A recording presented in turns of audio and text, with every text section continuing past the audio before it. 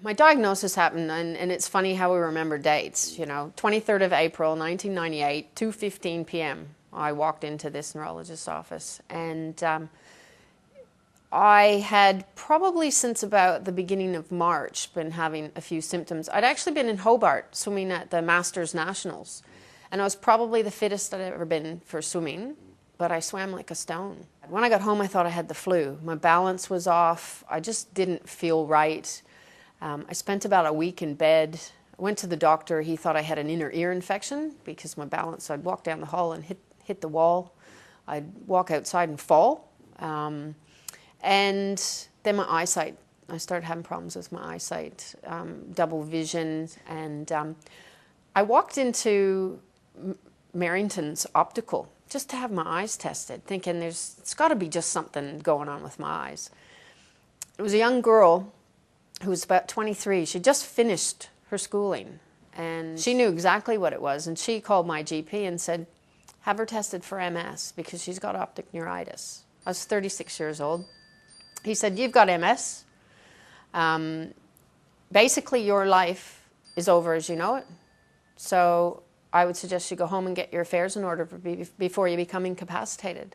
That could have been the end of my life that day because of the way he delivered that diagnosis. Of course, my husband came home and he said, so what's going on? Because he phoned, and he phoned me, and he said, what did the doctor say? I said, no, I'm not going to discuss this on the phone. You come home. And when he did, of course, he was panicked because I wouldn't say anything on the phone.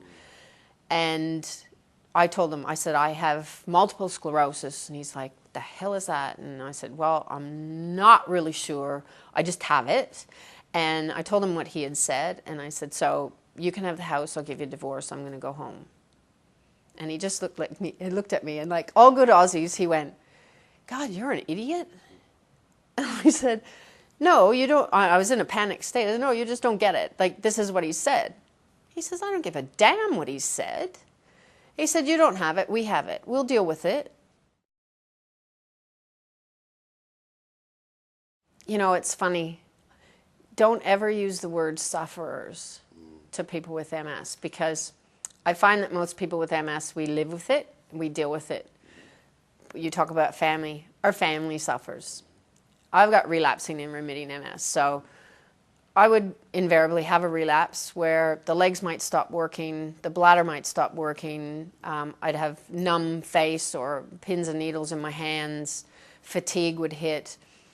I could deal with that because I knew what I was feeling.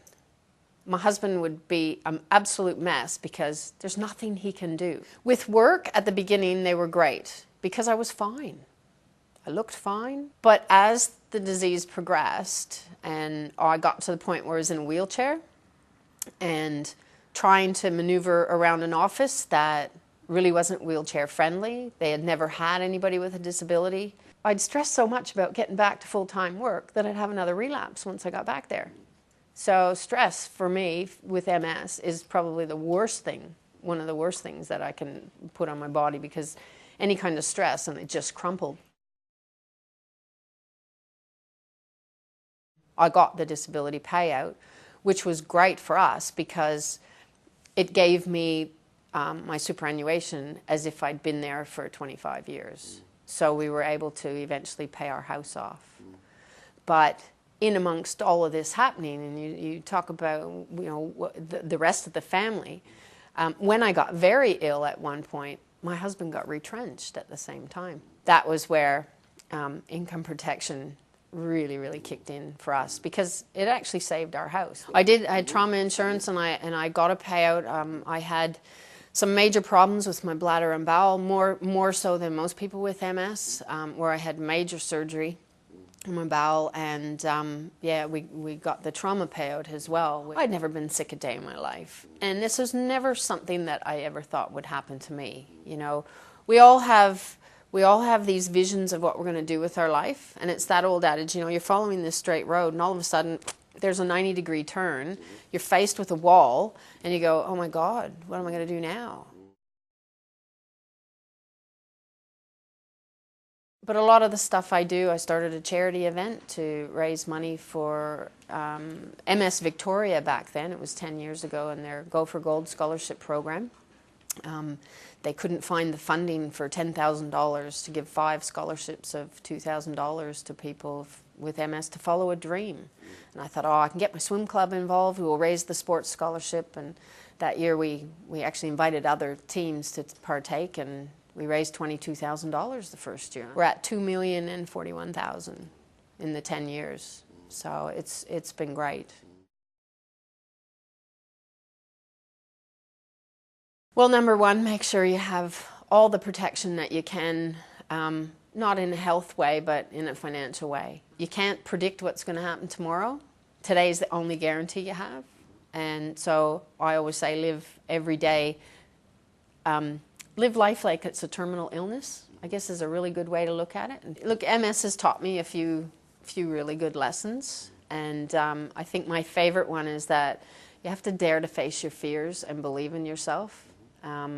Because anything's possible. You never say never, and you never say can't. But again, without protection, the income protection, I wouldn't be able to do the things that I'm doing. And I probably would have that never in there, and I would have that, no, I can't do that. So I take those words out of my vocabulary and just try and live life.